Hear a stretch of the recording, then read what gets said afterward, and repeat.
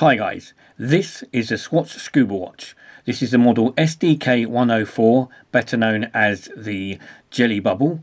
In the review we will go through the style, features as well as dimensions. So without further ado, let's get started.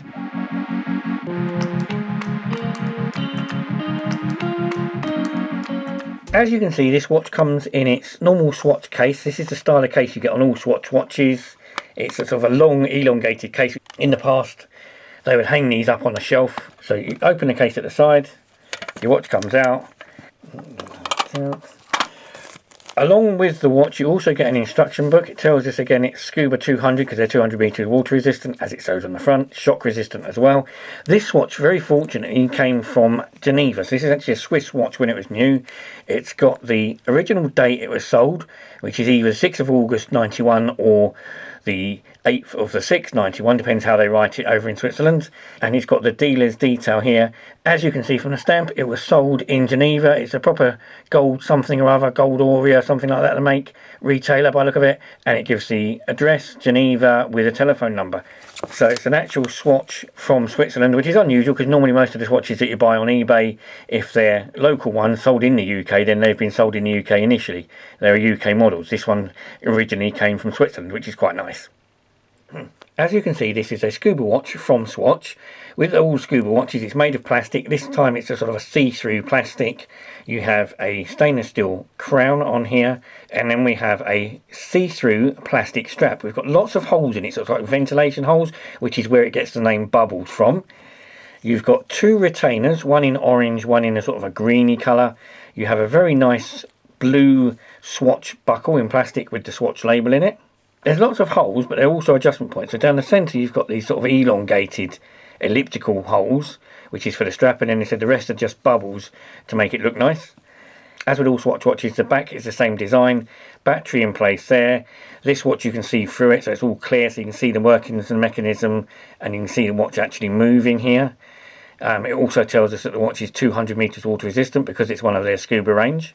If we come round to the face, you can see we have a blue, very light blue clear bezel with light purple markers in them. So you've got the triangle at the top, and then you've got 5, 10, 15 and so on in this sort of light purple colour. It is a rotating bezel, very freely rotates. If you come to the face, you've got no shoulder as such, but on the very edge of the face you've got this sort of stainless steel brushed effect, and then you've got the hour markers in what looks like an orange type luminous paint. So it looks orange or pinkish to the eye here. You've got black hands with luminous paint. That's a sort of a greeny luminous paint in the hands, and you've got luminous paint at the end of the second hand. But then of course the face, as you can see, is completely see-through. So it's a completely clear face where you can see the actual mechanism of the watch, and you can see the watch's workings.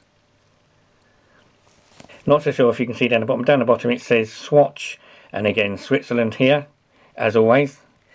So as I said, this is a watch from the Swatch Scuba range. I have another one. If you've seen my reviews, you'll see I've got a lobster, which is a very similar design with a tiny bit of see-through in the middle and with a leather red strap, whereas this is the clear plastic.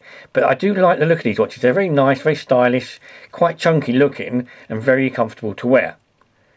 If we come to the sizes, the face of this watch is 27mm. The case in total standard size for these Swatch Scuba watches, which is 38mm. If you include the crown juts out a little bit, makes it 40mm. The strap, not too wide, again these are 18mm in width.